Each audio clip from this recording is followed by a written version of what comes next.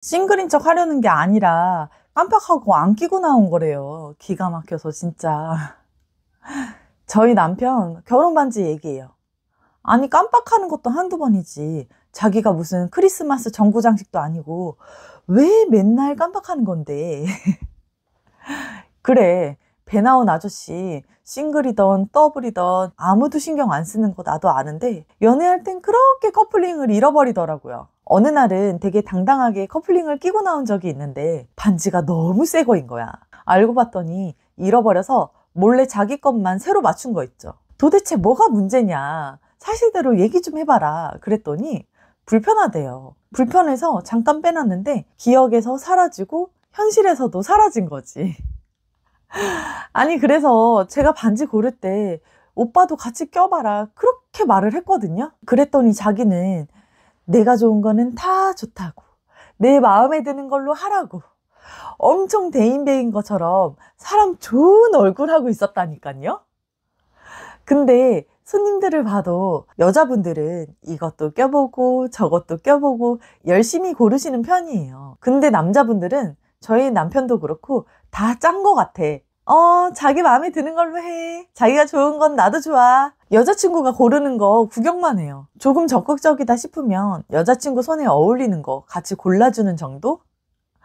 남자분들도 본인 손에 반지 적극적으로 껴봐야 돼요. 여자 디자인에 맞춰서 나온 남자 반지로 대충 맞췄다가 자기가 좋아하는 스타일이 아니거나 안 어울리면 안 끼고 다니고요. 불편하면 또 안 끼고 다녀요. 안 끼고 다니는 횟수가 늘어나면 어떻게 된다?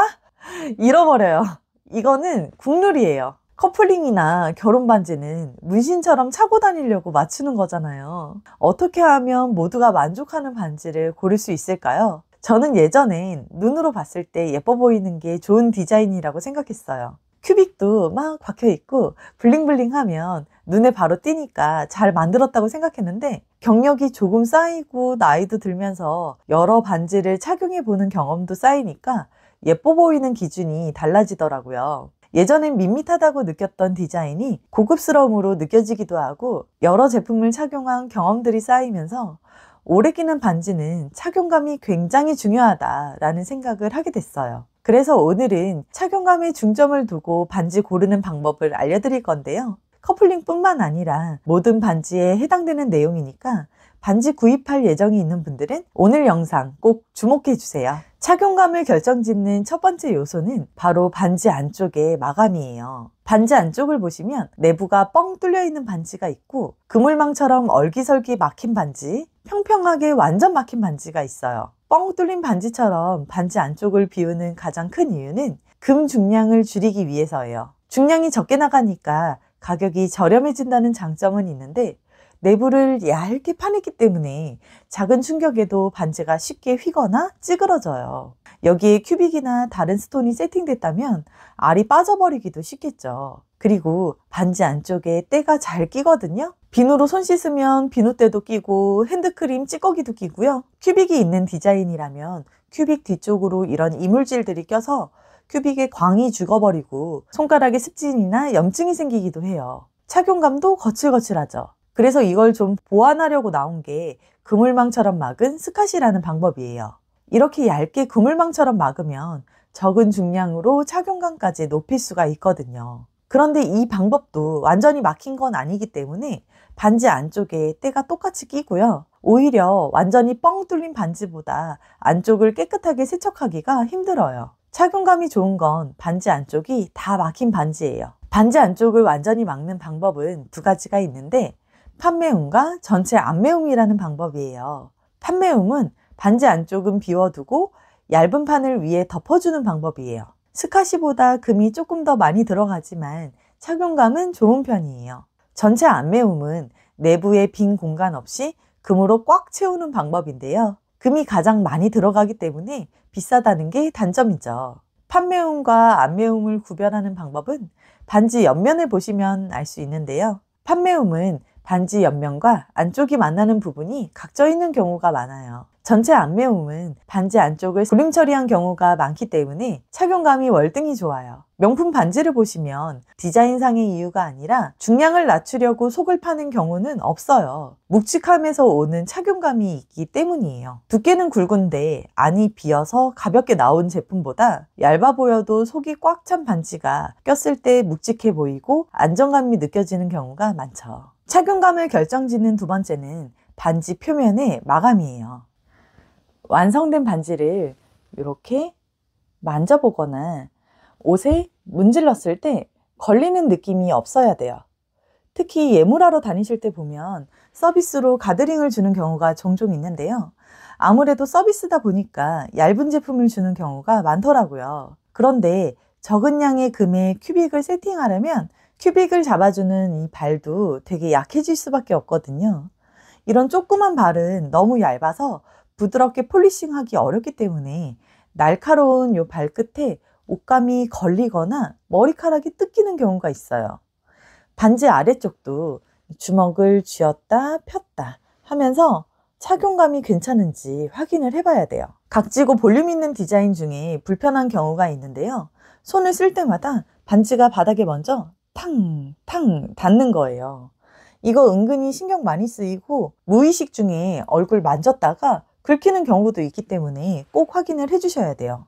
이렇게 착용감 좋은 반지를 고르시게 되면 디자인이 질리지 않는 이상 오랫동안 착용하기는 좋으실 건데요. 그렇다면 디자인은 어떤 걸 골라야 질리지 않고 착용할 수 있을까요? 이건 사실 개인의 취향에 달린 거라 정답이 없는 문제인 것 같아요. 대신에 디자인에 따른 주의점으로 정리를 해봤어요. 첫 번째, 반지의 폭을 확인해라. 반지 두께를 보면 전체가 같은 두께로 된 반지가 있고 윗부분은 두껍지만 바닥 부분은 얇은 반지가 있어요. 두 세팅을 비교해 보면 전체 같은 두께 반지가 마감이 더 좋은 경우가 많아요. 바닥이 얇은 반지는 그 얇은 부분을 이용해서 사이즈 수선을 할 수가 있는데 착용하는 동안 사이즈 변화가 있을 것 같다 하는 경우엔 이게 장점일 수도 있지만 일부 비양심적인 업체에서는 샘플 반지 사이즈를 수선해서 새 상품처럼 출고하는 경우도 있기 때문에 주의가 필요해요. 내 반지가 완성되면 샘플로 봤던 반지랑 비교해서 두께감의 변화는 없는지 최종 확인을 꼭 해보세요. 두 번째는 투톤 반지예요. 무광, 유광이 섞인 디자인과 화이트 앤 핑크, 옐로우 앤 핑크처럼 색상이 섞인 콤비 반지를 통틀어서 말씀드릴게요. 유광 부분, 무광 부분, 혹은 화이트 부분, 핑크 부분처럼 각 부분을 따로따로 만들어서 하나로 조립한 제품을 구입하세요. 왜냐하면 무광은 시간이 지날수록 유광이 돼요. 유광은 시간이 지날수록 무광이 되죠. 그럼 처음에 있었던 경계면이 시간이 지날수록 없어지면서 되게 못생겨져요. 색상이 섞인 반지도 마찬가지예요. 처음엔 뚜렷했던 경계면이 도금한 부분에 색상 변화가 생기면서 못생겨져요. 각 부분을 따로 만들어서 조립한 반지는 무광, 유광이 변하거나 도금이 벗겨져도 경계면은 살아있기 때문에 원래 형태를 크게 벗어난다는 느낌이 덜하거든요. 물론 수선을 맡겨서 원상복구 할 수는 있지만 착용하는 동안 못생기게 앤틱해지냐, 자연스럽게 앤틱해지냐 차이가 있어요. 세 번째, 심플 이즈 베스트. 디자인을 잘 모르시겠으면 심플한 걸로 하세요. 면으로 이루어진 심플한 디자인일수록 미세한 오차, 작은 기포나 흠집도 쉽게 보여서 작업이 까다롭고 많은 노력이 들어간 경우가 많기 때문이에요. 커플링이나 웨딩밴드를 하는 경우에 여자분들은 반지가 심플하면 가드링을 하거나 레이어드해서 예쁘게 끼는 방법이 많잖아요. 반지의 경험이 없을 땐 잘 안 느껴졌던 것들이 커플링을 매일 착용하다 보면 자연스럽게 느껴지기 때문에 시작은 심플한 디자인으로 하시는 걸 추천드려요.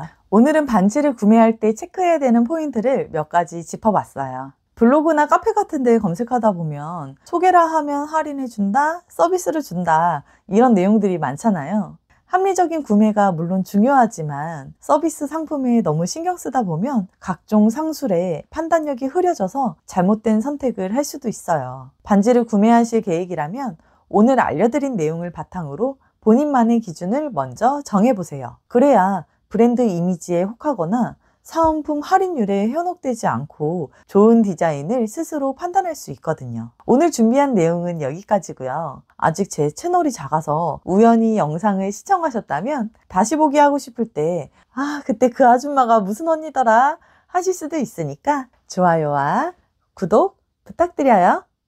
그럼 저는 다음 영상으로 또 찾아올게요. 안녕.